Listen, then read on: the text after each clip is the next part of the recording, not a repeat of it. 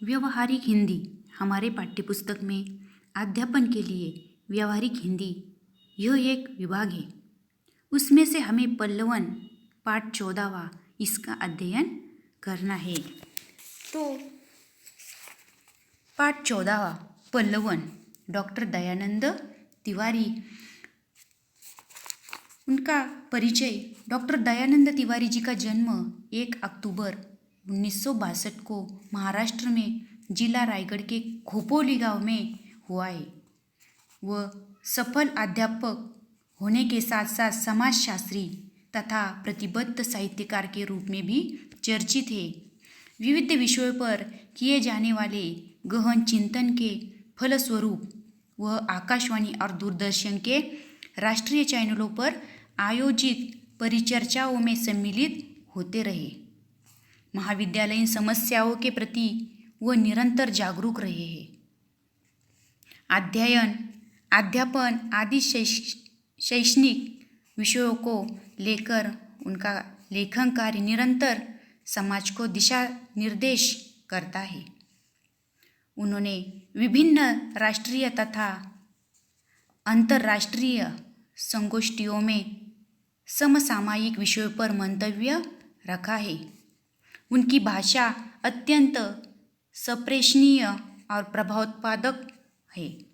प्रमुख कृतियाँ: साहित्य का समाजशास्त्र, समकालीन हिंदी कहानी विविध विमर्श, चित्रा मदगल के कथा साहित्य का समाजशास्त्र, हिंदी व्याकरण, हिंदी कहानी के विविध आयाम, यह उनकी कृतियाँ है।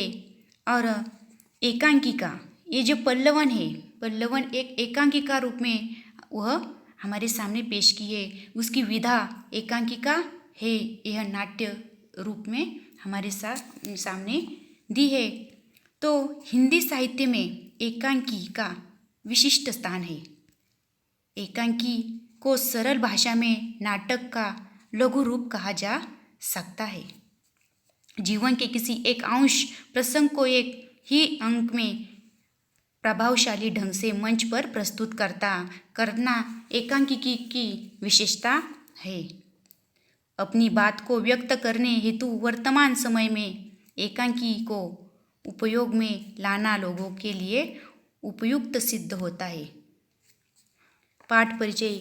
यह पल्लवन की प्रस्तुति एकांकी विधा में की गई है। साहित्य शास्त्र में पल्लवन लेखन को उत्तम साहित्यकार का लक्षण माना गया है। प्रस्तुत पाठ में पल्लवन अर्थात किसी उद्धरण, सूक्ति, सुवचन के विस्तारित अर्थ लेखन को अत्यंत सरल शैली में समझाया गया है। पल्लवन शब्द की अवधारणा का प्रतिपादन और उसका साहित्य शास्त्रीय विवेचन प्राप्त हुआ है। पल्लवन लेखन के विविध अंगों और नियमों को स्पष्ट करते हुए व्यावहारिक हिंदी के विभिन्न क्षेत्रों में उसकी उपयोगिता पर प्रकाश डालता है। तो ये जो पल्लवन है, ये साहित्य शास्त्र में पल्लवन लेखन उत्तम साहित्यकार का लक्षण माना जाता है। यहाँ लेखक कहते हैं आगे, समय 11 बजे, स्थान 12वीं कक्षा, रंगमंच, कक्षा में विद्यार्थी प्रवेश कर रहे हैं, कुछ विद्यार्थी आपस में बातें कर रहे हैं, कुछ ऊंचे स्वर में एक दूसरे को पुकार रहे हैं। तभी हिंदी शिक्षक कक्षा में प्रवेश करते हैं। जब शिक्षक ये एकांकिका के रूप में हमारे सामने उन्होंने पेश की है ये पल्लवन। तो यहाँ रंगमंच, कक्षा में विद्यार्थी प्रवेश कर रहे हैं, कुछ विद्यार्थी आपस में बातचीत कर रहे हैं, कई एक दूसरे से बातें कर रहे हैं, कई छात्र ऊंची आवाज़ में बातें भी कर रहे हैं। सभी विद्यार्थी खड़े होकर नमस्ते सर। शिक्षक कक्षा के अंदर आते ही सभी बच्चे खड़े हो जाते हैं और कहते हैं नमस्ते सर। अध्यापक नमस्ते, विद्यार्थियों बैठ जाइए, हमारा हिंदी का पाठ्यक्रम पढ़ना पूर्ण हो गया, परीक्षाएं समीप है। अब हमें प्रश्न पत्र के सभी प्रश्नों का आकलन एवं अध्ययन करना चाहिए। क्या आपने प्रश्न पत्र का अवलोकन किया है? और अध्यापक जब कक्षा में आते हैं, प्रवेश करते हैं, तो वो छात्रों को एक प्रश्न पूछते हैं। उन्हें कहते हैं कि अब क्या हुआ है, हमारा जो पाठ्यक्रम है वो पूर्ण हुआ है। अब हमें प्रश्न पत्र के सभी प्रश्नों का आकलन एवं अध्ययन करना है। रोशन, छात्रों में से एक छात्र रोशन कहता है, जी सर, प्रश्न पत्र का अध्ययन हमने भली भांति किया है। अध्यापक को जो उन्हें प्रश्न उत्पन्न होते हैं, जो समस्याएं आती है, वो छात्र अध्यापक से पूछते हैं। तो अध्यापक कहते हैं, तो क्या प्रश्न पत्र की दृष्टि से कोई ऐसा प्रश्न है जो आपको उत्तर लिखने की दृष्टि से कठिन जान पड़ता है? उन्हें अध्यापक ने प्रश्न पूछा। तो छात्रों में से और एक छात्र खड़ा हो गया, प्रतीक, और वो कहता है, सर, प्रश्न पत्र में सारे प्रश्न बड़े ही सरल और आसान हैं। प्रतीक क्या कहता है, सारे प्रश्न क्या है, बहुत सरल और बड़े आसान है। अध्यापक कहते हैं, यह तो बड़ी अच्छी बात है। लगता है आप लोगों ने प्रश्न पत्र की या फिर उसके अलग अलग विभागों के प्रश्नों को बारीकी से नहीं देखा है। आपने ये अध्ययन बहुत बारीक से नहीं किया है या अलग अलग विभागों से नहीं किया है। तो शीतल कहती है, छात्रों में से और एक छात्र शीतल कहती है, सर, आपने बिल्कुल सही कहा। जो बहुत ध्यान से अध्यापन करता है उसे बहुत समस्या होती है, पर जो अध्यापन नहीं करता उन्हें समस्या नहीं होती। तो ये शीतल है। शीतल कहती है, सर, आपने बिल्कुल सही कहा।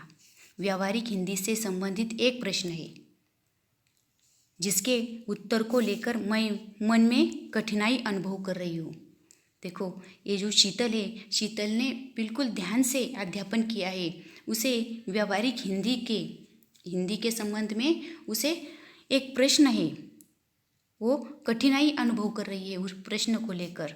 अध्यापक कहते, मुझे लगता ही था कि व्यावहारिक हिंदी विभाग के किसी ना किसी प्रश्न को लेकर आपके मन में शंका होगी, क्योंकि व्यावहारिक हिंदी में अध्यापक को पता था कि ये जो उसमें से जो भाग है, एक पल्लवन शब्दों को लेकर बहुत छात्र परेशान हो गए।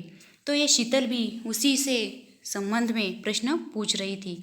जी सर, मैं पल्लवन इस घटक को लेकर दुविधा अनुभव करती हूँ। पल्लवन किसे कहते हैं, इसका उत्तर कैसे लिखा जाता है और इसकी व्याख्या क्या होती है? उसने अध्यापक से प्रश्न पूछा कि सर, हमें समस्या है, हमें शंका है। तो उन्होंने कहा कि कौन सी शंका है? तो शीतल बता रही है कि पल्लवन इस घटक को लेकर दुविधा अनुभव करती हूँ। पल्लवन किसे कहते हैं, इसका उत्तर कैसे लिखा जाता है और उसकी व्याख्या क्या होती है? तो अध्यापक कहते हैं, विद्यार्थी मित्रों, क्या पल्लवन घटक आप सभी को कठिन नहीं जान पड़ता है? आप सभी के लिए ये कठिन हो सकता है।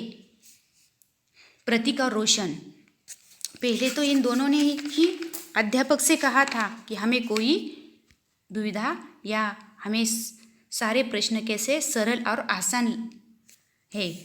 तो उन्होंने प्रतीक और रोशन से कहा, उन दोनों को खड़े किया और उन्होंने कहा कि एक साथ, जी सर। अध्यापक ने सभी छात्रों से कहा, आप सभी को ऐसी शंकाएं नहीं थी क्या? और प्रतीक और रोशन कहते हैं, जी सर, हमारा ध्यान इस घटक से थोड़ा हट गया था। हम सभी आपसे निवेदन करते हैं कि आप पल्लवन पर विस्तार में प्रकाश डालिए। और बाद में जब शीतल ने अध्यापक से कहा कि हमें पल्लवन के बारे में जानकारी दीजिए, उसके बाद प्रतीक और रोशन को भी ये समस्या निर्माण हुई। अध्यापक कहते हैं, फिर भी रोशन, पल्लवन से क्या तात्पर्य है? वो क्या कहते हैं, फिर भी रोशन, पल्लवन से क्या मतलब है? तात्पर्य यानी मतलब। तुम इस विभाग के बारे में क्या जानते हो? रोशन कहता है, हाँ मैं इतना जानता हूँ कि पल्लवन लिखना भी एक कला है। उन्होंने रोशन से पूछा कि तुम पल्लवन के बारे में क्या क्या जानते हो, तो वो कहता है कि पल्लवन एक कला है। अध्यापक कहते हैं, पल्लवन बहुत कुछ है। पल्लवन सिर्फ कला नहीं है, पल्लवन बहुत कुछ है। इसे प्रत्येक लेखक, शिक्षक व विद्यार्थी को जानना चाहिए कि पल्लवन क्या है। ये सभी को जानने के लिए है। और इतनी जरूरी क्यों है? और गौरांश और एक छात्र प्रश्न पूछता है, इतनी जरूरी क्यों है पल्लवन की जानकारी? वो क्या कहता है, इतनी जरूरी क्यों है पल्लवन की जानकारी? और अध्यापक कहते हैं, ऊपरी तौर पर पल्लवन सहज लगता है, परंतु उसकी परिभाषा तथा विशेषताएं जाने बिना इस कला को कोई आत्मसात नहीं कर सकता। और वो पल्लवन के बारे में छात्रों को बताते हैं। तो बाद में रोशन कहता है कि आप इसकी परिभाषा पर प्रकाश डाल सकते हैं सर, हमें ये पल्लवन क्या है, कैसा है, इसकी व्याख्या, ये सब कुछ आप हमें बता दीजिए। तो अध्यापक कहते हैं, हाँ हाँ क्यों नहीं, बताता हूँ। तो अध्यापक पल्लवन का अर्थ कहते हैं कि पल्लवन का अर्थ है विस्तार। पल्लवन का अर्थ है विस्तार या फैलाव। जब किसी शब्द, सूक्ति, अध्यापक क्या कहते हैं कि पल्लवन का अर्थ है विस्तार अथवा फैलाव। यह संक्षेपण का विरुद्धार्थी शब्द है। जब किसी शब्द, सूक्ति, उद्धरण, लोकोक्ति, गद्य, काव्य, पंक्ति आदि का अर्थ स्पष्ट करते हुए उसका दृष्टांतों, उदाहरणों अथवा काल्पनिक उड़ानों द्वारा 200 या 300 शब्दों में विस्तार करते हैं तो उसे पल्लवन कहते हैं। अर्थात विषय का विस्तार करना ही पल्लवन है। यह अध्यापक छात्रों को बताते हैं कि पल्लवन का अर्थ फैलाव या विस्तार। जब किसी शब्द, सूक्ति, उद्धरण, लोकोक्ति, गद्य, काव्य, पंक्ति आदि का अर्थ स्पष्ट करते हुए दृष्टांतों, उदाहरणों द्वारा उसका विस्तार किया जाता है तो उसे पल्लवन कहा जाता है। विस्तार शब्द के कारण पल्लवन को क्या